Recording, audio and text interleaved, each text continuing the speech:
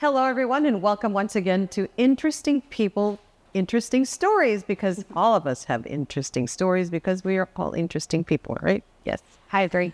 Well, joining us today is Sara Strelzin McCluskey, and thank you so much for coming in and opening up your heart to us because we have a lot of frank and honest and vulnerable conversations. Yes. And it works both ways, so you can ask me questions. I have my list. Oh, gosh. By popular demand, everyone's giving me some questions for you. Oh, my goodness. Okay, well, here we go. Let's get started. So I've known Sara for a long time and your dad for a long time. I remember, if you all recognize that name, Paul Strelzin, and he was called? The Mouth of El Paso. Yes. So he was a local personality, let's say. He was also, like you, very well known in the city for wanting to improve this town that he fell in love with, just like you are. And he had a radio talk show, and he was a sports announcer. He was also an educator here in El Paso, and two of us, 3 daughters, went into education. So he did have a lot of inspiring words of wisdom for us.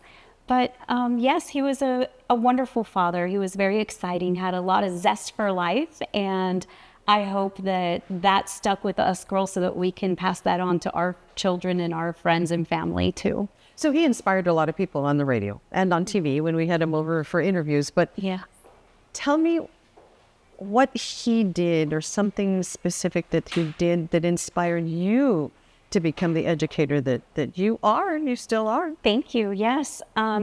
Actually, I was a journalism major. I went to Coronado High School, graduated with my husband. We've been married 20 years. And 20 years if you're 23, how does that happen? You know? It's amazing. Are we using a filter on this? I hope. Right. So yes, I actually retired from education, but I was in it almost 30 years. And so I was a journalism major at Texas Tech, and I was thinking I was going to be the next Estela Casas. I really wanted to follow my dreams of being a writer, investigating news, talking to people. I really loved it.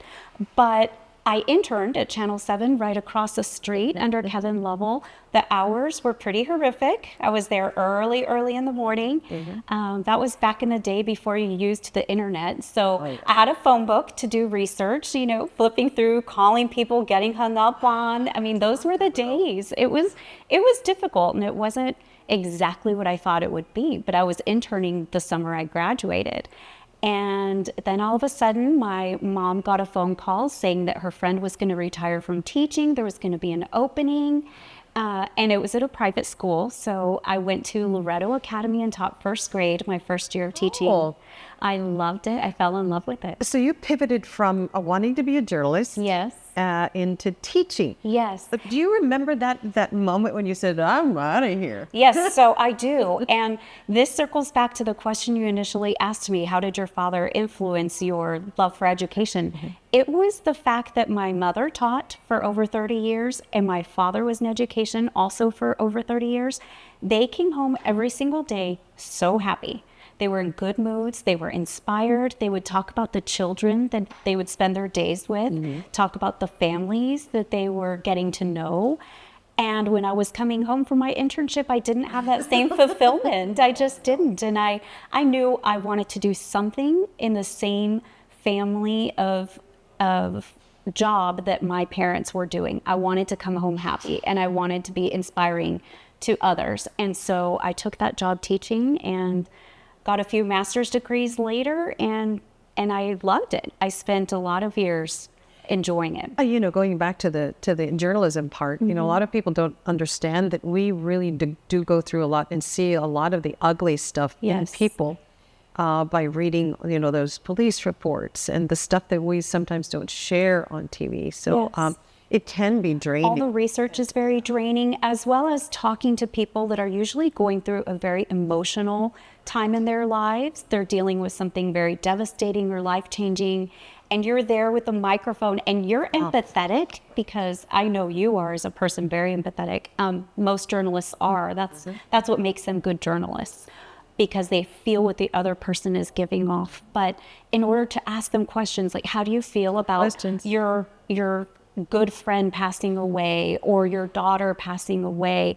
It's very heart-wrenching and it's draining. And so it's fulfilling years after when you can look back and think about the impact you made with getting your story out. But it's not immediately fulfilling when you get home from work one day and think, I did something great today. So it's a different type of job. It is. And so you take all the bad stuff with you. But as an educator, you take home all the smiles of these kids, these first graders. And so tell me about the 30-year career. Okay, so that is a tale to tell. So I got my master's in special education because I went through alternative certification at UTEP.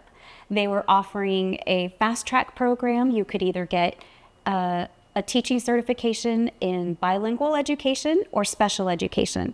And I thought, well, I'm already bilingual. No one needs to teach me. I could teach in Spanish. I could teach English as a second language or speak in Spanish if I need to. But I was very interested in special education because that's something I didn't have a background in and I love to learn. So I studied special education and I fell in love with it because I feel like special education teachers teach the way all teachers should teach, and most great teachers do. You teach to different levels of abilities, you teach in different modalities, you make sure that each child understands the concept before moving on to another concept. It's a very patient and thoughtful way of teaching, and you're constantly monitoring progress, which is what special education teachers do. They break everything down into small goals, and I think it was just a great way to teach. And so I fell in love with it, and then I became an educational diagnostician. I fell in love with administering achievement tests and academic assessments to see where the children are.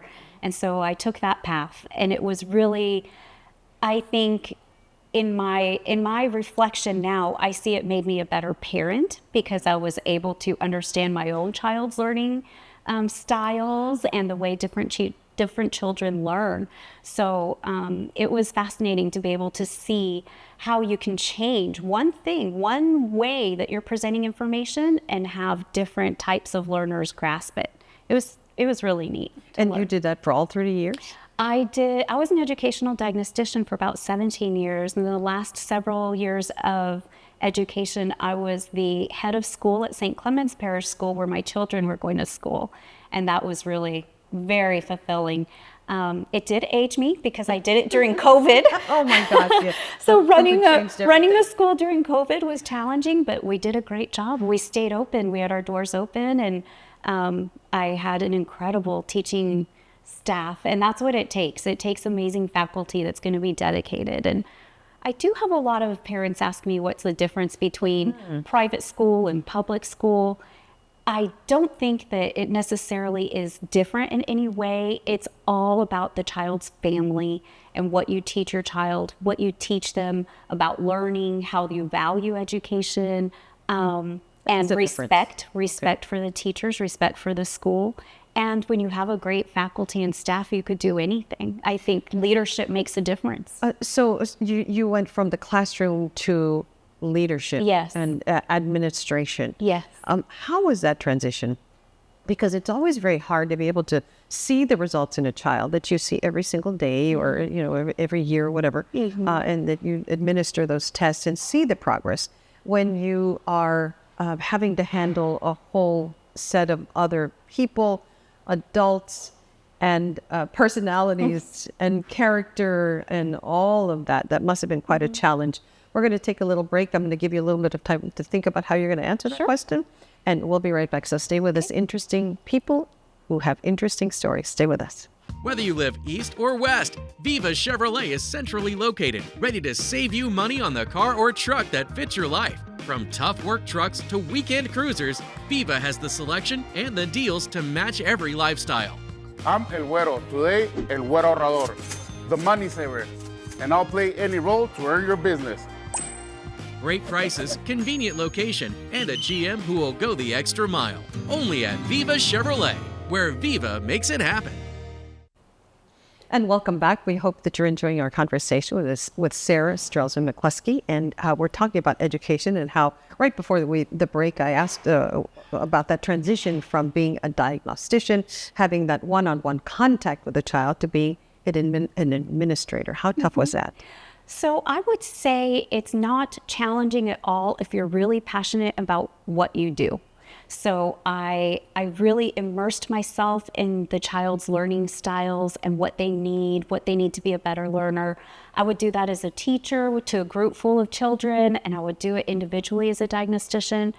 And then I was able to teach faculty and staff to really look at everything as a whole for their classrooms.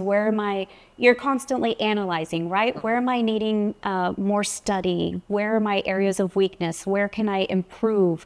And that constant analyzation that you have as a diagnostician, applying that to administrative work is really easy to do.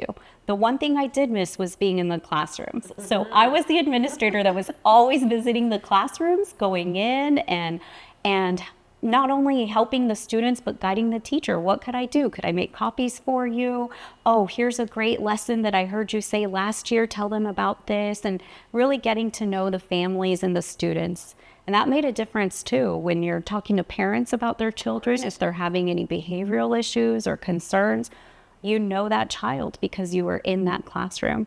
I think that makes a difference too when you see administrators really in the classrooms and really involved, as opposed to the ones that are in their offices, buried in the paperwork, because it is a lot of work. A lot of paperwork. Yes. And I know you've changed.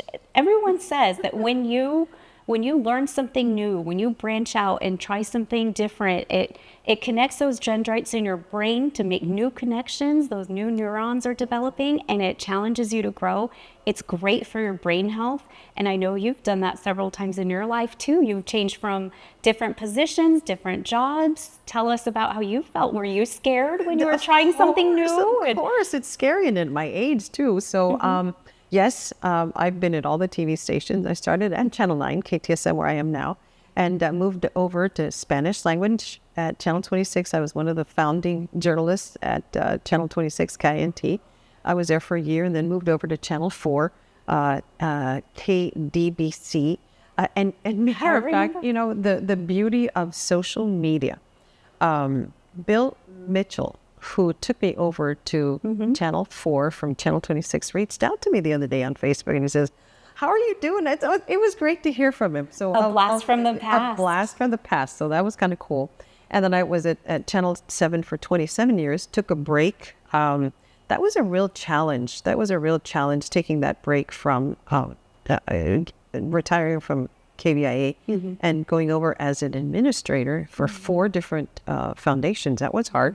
UMC Foundation, El Paso Children's Hospital Foundation, Borderless Giving, and Children's Miracle Network. And that was huge. It teaches you so much about behind the scenes for medical care in the community. It really does. And then we went into COVID. 6 weeks into my new job, and we went into COVID. So that was very trying. But you're absolutely right. How you make new connections and you grow. And it was hard because I had just finished my journey with breast cancer, right? And so I'm going through a lot of changes in my life. And then I decided to switch jobs after 30 years, after 40 years in journalism and TV news. So that was a challenge. And then I've been here at Viva Auto Roof for 4 years, and I have always had a problem with budgets, and now I have more of an understanding of all that stuff. And now we're going into social media, and it's just a lot, but it really is wonderful that I can still learn, and that's what's fun. I would go home at night and do crossword puzzles at 11 o'clock at night, 12 o'clock at night, trying to calm down after a newscast, and thinking I need to keep connecting those neurons and keep my brain active. Yes, that's very impressive. That is very important. And so it's always kind of scary to take that leap of faith.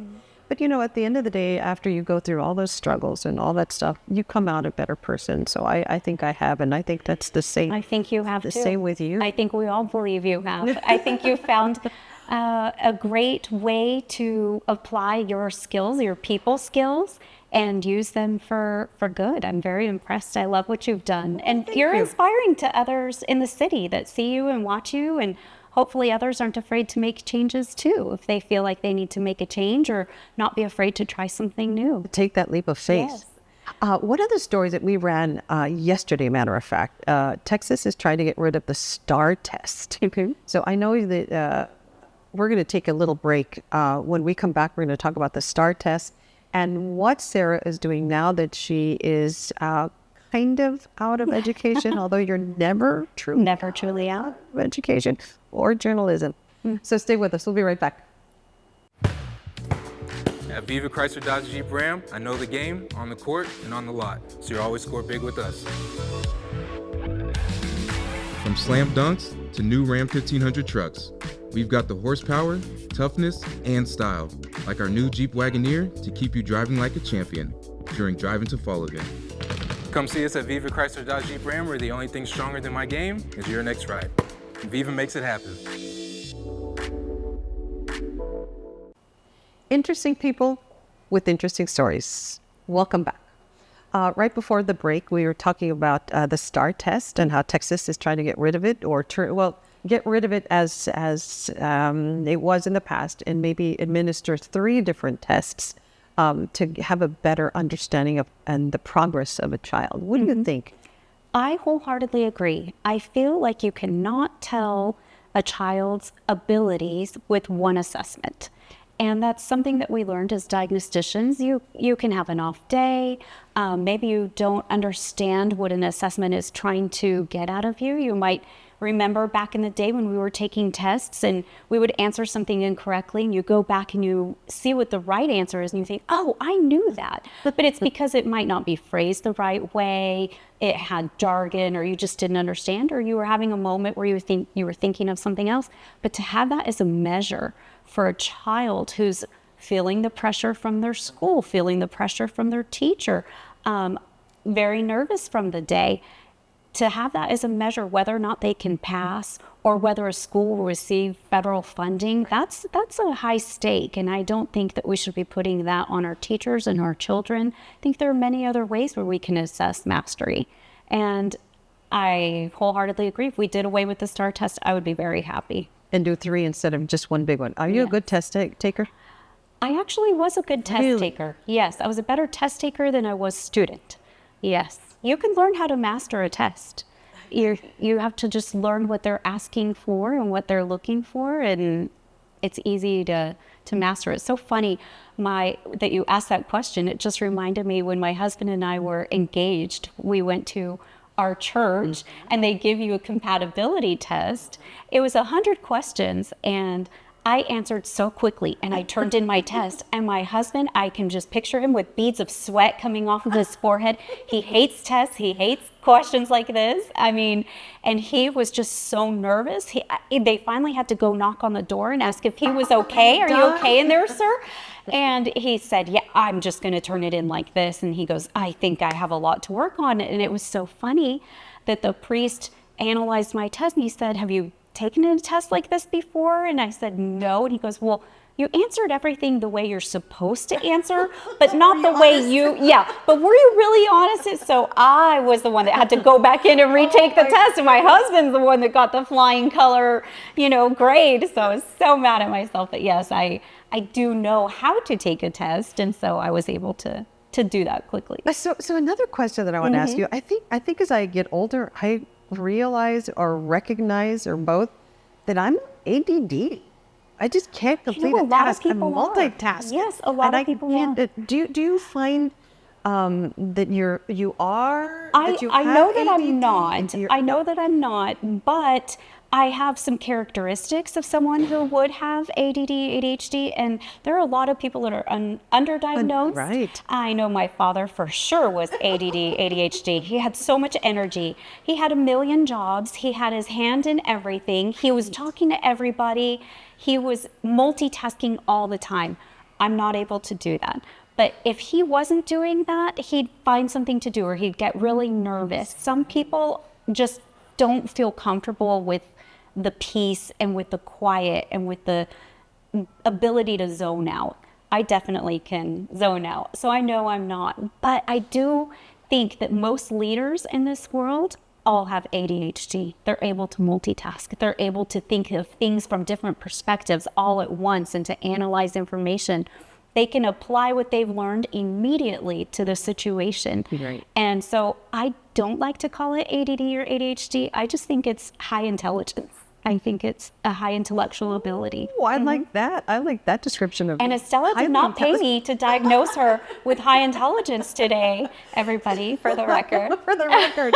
Do you think that maybe as a diagnostician, you learn how to maybe compartmentalize and finish tasks and bring that under control? Yes, because you've learned how intelligence is measured. And you understand that about yourself. I know, like, for example, I'm not a very visual spatial learner. I am terrible with someone gives me a vase and I just don't know where to put it in my room. Some people are great with visual spatial abilities. It's like an artist's eye, and that's another component of intelligence. But I know I don't have it. But since I know I don't have it, I'll research and work on it, and I'll use Pinterest to help guide me in certain things or whatever it may be. But I definitely am much more mindful about what my limitations are and what I'm good at.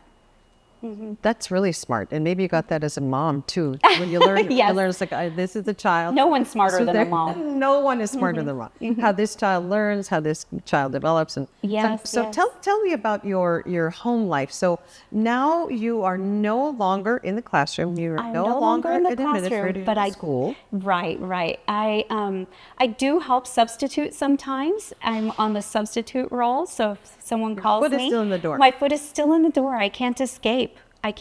Just like you doing some journalism here today. You can't escape either.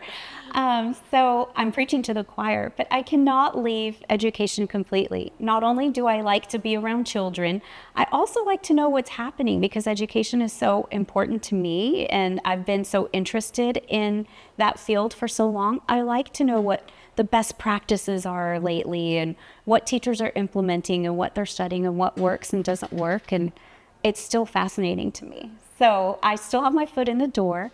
I do still volunteer a lot. I started as a CASA, Guardian Ad Litem volunteer over 30 years ago when I was in college. And so I've been a Guardian Ad Litem for many years, and that's been great. Helping El Paso's community is very fulfilling. And you just finished a big project. I did. I with just finished a Make-A-Wish. big project, Make-A-Wish. That's one of my favorite nonprofit organizations. Make-A-Wish gives children hope and excitement to look forward to something when they're facing an illness, a critical illness. And a lot of children here in El Paso have the most heartfelt and beautiful wishes. When you compare their wishes to other children because they're facing such a detrimental illness, they are wishing for their whole family to spend a day together at the park, or to meet a teacher from the past that inspired them and have them come in town to visit them in their hospital, or for their mom to have a ramp in their house so they can have wheelchair access for both of them. I mean, the wishes are so heartfelt and beautiful that it really makes you reflect on all the incredible things that we have. But so Make-A-Wish, I've seen you at the gala many times or doing the walk. It inspires a lot of people, and it definitely helps a lot of children have their wishes come true, and there's nothing better than that. There's nothing It's better. a lot about gratitude. When we come back, we're going to talk a little bit more about all the stuff that Sara does in this community, and maybe what inspires her and what drives her and what's behind all of this. Stay with us.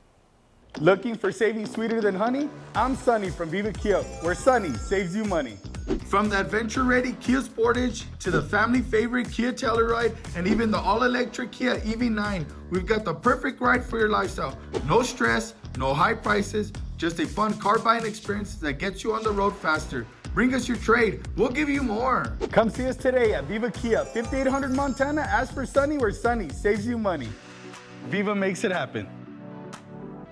Welcome back, everybody. We hope you're enjoying this and learning a little bit. You know, what I like is it when you get to have, these conversations, you get to smile, and you get to think, and you get, sometimes you get to cry because you think, oh gosh, I could have done that or whatever. But so what inspires you? What is that? Are you an empty nester? So this is is this a planted question? Because I just took my husband and I just took our son to college this past weekend. And so my heart is a little bit empty right now because I just took my son to his first year. He's signed to play golf at UT Dallas. So he's not too far, but far enough for me to be very emotional about it, walking by his empty room. But I do have a daughter who keeps me on my toes. Okay. She's a sophomore at Coronado, and she's musically inclined like you are. She sang for the El Paso Youth Opera. She's a singer, and she's a musician, and she's an artist. So she keeps us all very entertained. Maybe she can come and give me some voice lessons. You don't need them. You can give her some. we can work together. We can work together. Perfect. I love it. So you're not an empty nester. Not an empty nester. But tell me what is going on in your life right now besides volunteering and having a child still in high school and just trying to juggle so many things is like a lot of women. Yes, I know a lot of women out there can relate. You're never truly not doing anything. We can never say we're not doing anything. I do volunteer at my child's school at Coronado. You don't get paid. I don't get paid, but right now since I'm the sophomore exec representative for the class, we're working on homecoming floats.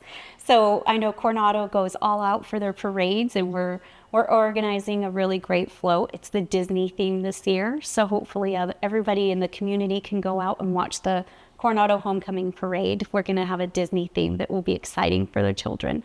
I heard you also say you do a lot of work with hospitals and children. I serve on the board for the Hospitals of Providence, the children's unit, and it has been incredible to see the physicians and the administrators and all that they do for healthcare here in El Paso.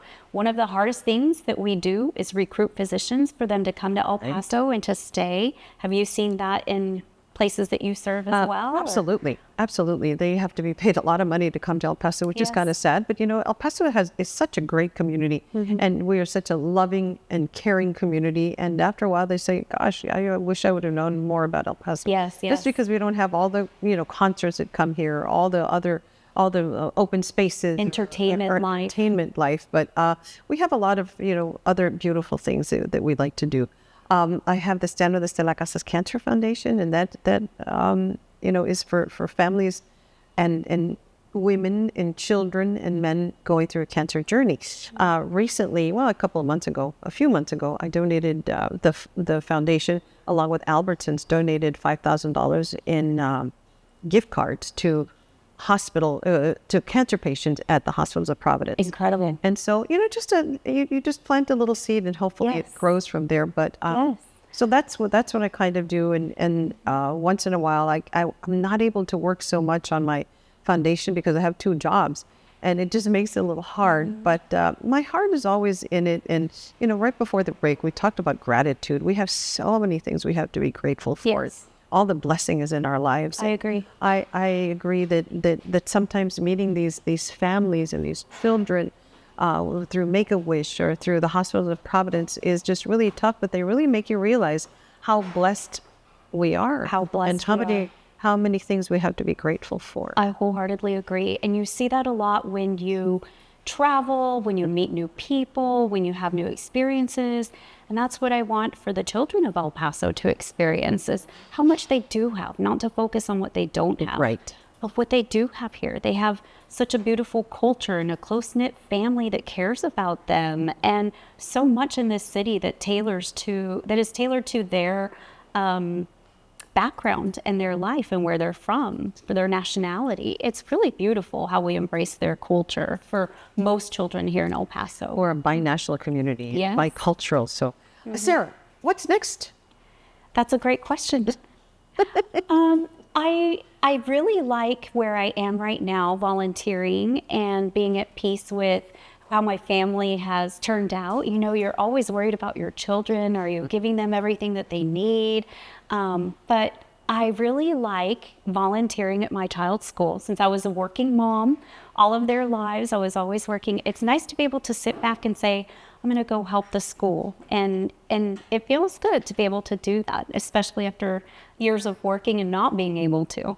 So I'm enjoying that right now. And I never know what's around the corner, but I am game for anything. I'm not afraid of change now that I've done it a few times, and I've watched people like you do things. So I'm not afraid to embrace a new opportunity or a new experience, as long as it helps the El Paso community, because this is where I'm grounded, I'm set, I love my home, then I would consider it.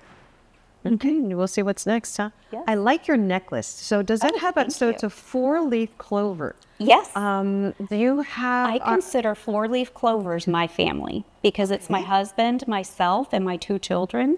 So I like clovers. Anytime I see a little charm or something with a clover, I think that's the McCluskey team of 4.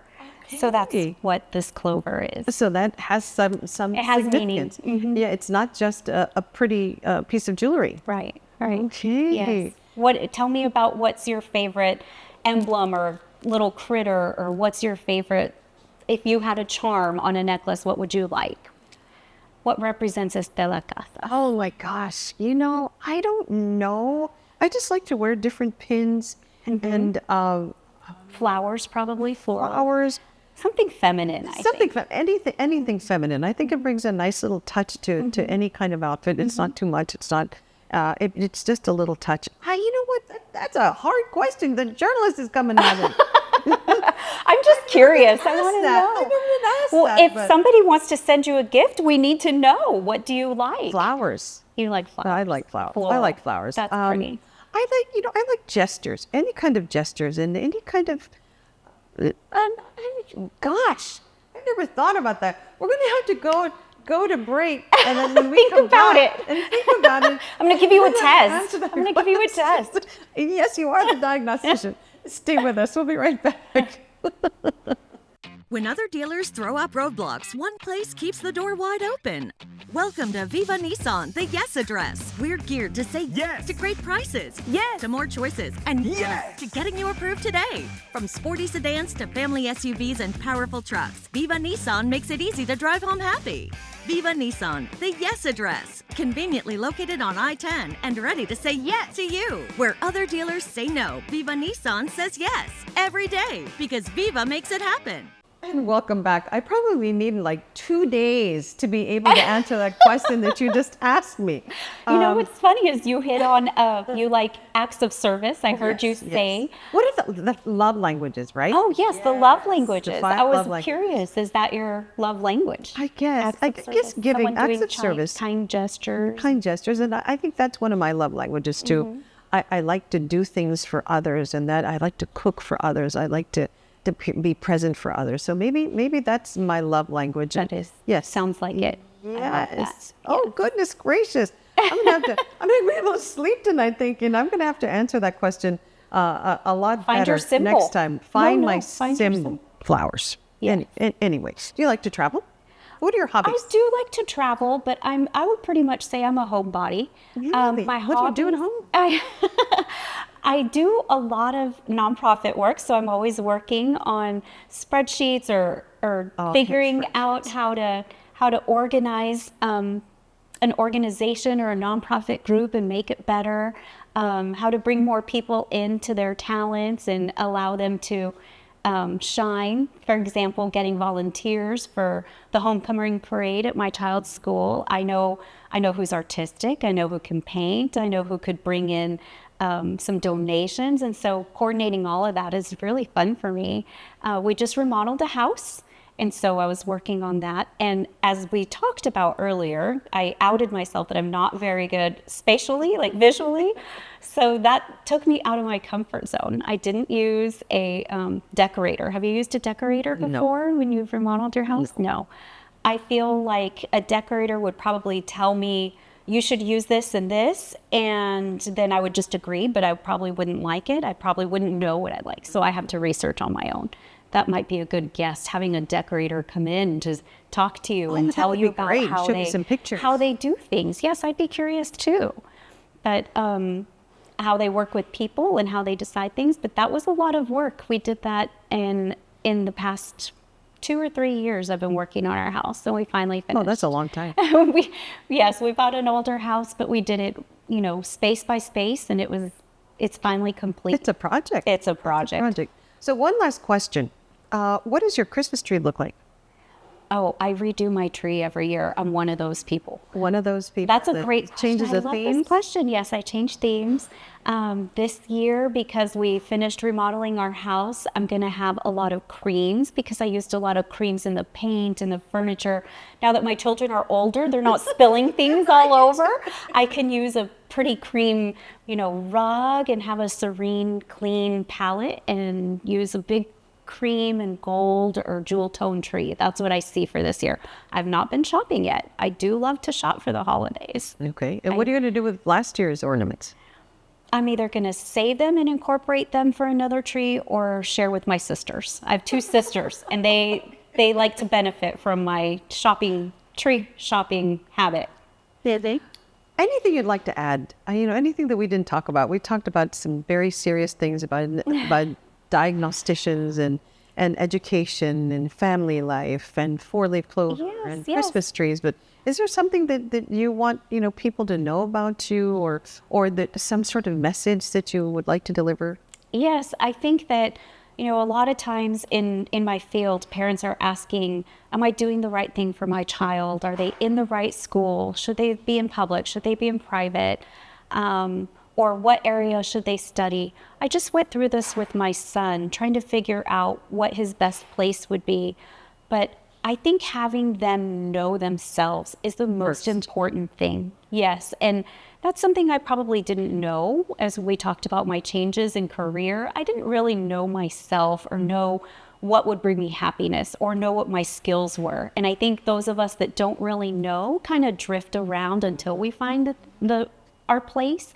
But if you work with children to really understand themselves and to know that they could be really great at something and excel at something, and that could be applied to their future, they would have a great future, and praise them and nurture it.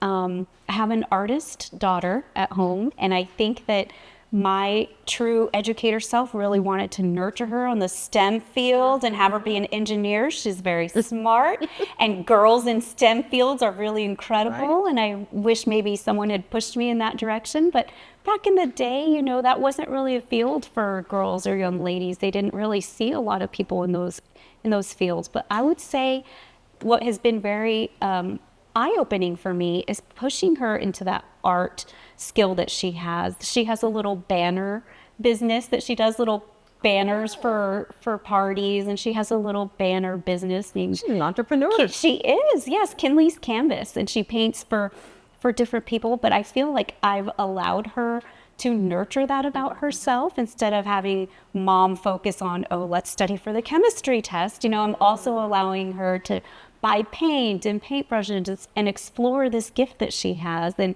I think that is the best little nugget of wisdom for families, is allow your children to be happy in what they're learning, allow them to explore their gifts. It doesn't matter what school they go to, as long as they know who they are and they know what their gifts are and what they want to give to the world, what they want to contribute to their community and to their society. If they know that, they'll be successful no matter what they do. But do you think that social media and COVID changed that? Do you think kids, as a diagnostician, as a mom, as a wife, and as a faith-filled woman, do you think all of that has changed, and it makes it more difficult for children to know who they are? Yes, and to be comfortable with who they are too, as you said. And I think that stems from that saying that comparison is the thief of joy. When you compare yourself to others and you're looking online and you don't have the same house, you don't have the same wardrobe, you don't have the same makeup as other people, you consider yourself inferior in a child's eyes, in someone who's still developing and doesn't know who they are. And we see that a lot in our youth today, especially in the middle school years and their formative years, where they're really figuring out who they are. That word formative, they're forming their personalities and their interests. And it's really hard to be on social media these days as a child and compare who you are. It's hard for us as adults. But I think if they know who they are, get them to know who they are, what their beliefs are, who do they believe in, what do they believe in, what do they stand for, and have those conversations with your children when they're young so that they're able to verbalize it and express it and understand it. I think that's the key. Sara, I'm closing this segment out, and I hope you all have enjoyed it. I have thoroughly enjoyed this conversation with Sara, and I think I'm going to leave with a lot of new knowledge and a lot of insight on what it's like to be a diagnostician and motherhood from a young mother. So thank you for teaching me a lot today, and for opening up your heart and sharing all this very important information. Thank you. This was fun. This was fun. And I always love your outfits. I see you out and about in the city. So the next podcast we'll have from your closet. Oh my gosh, that might hurt. Yes. Oh yeah, I don't know if you want to see that, but on Wednesdays we wear pink. It's Wednesday. So thank you all for watching. We hope you enjoyed our conversation, and this will be on YouTube and on Viva Auto Group. And we just hope you enjoyed it, and comment and share if you like. Have a great day, everybody, and we'll see you soon. Thank you, Sara. Bye-bye. Thank you. Thank you.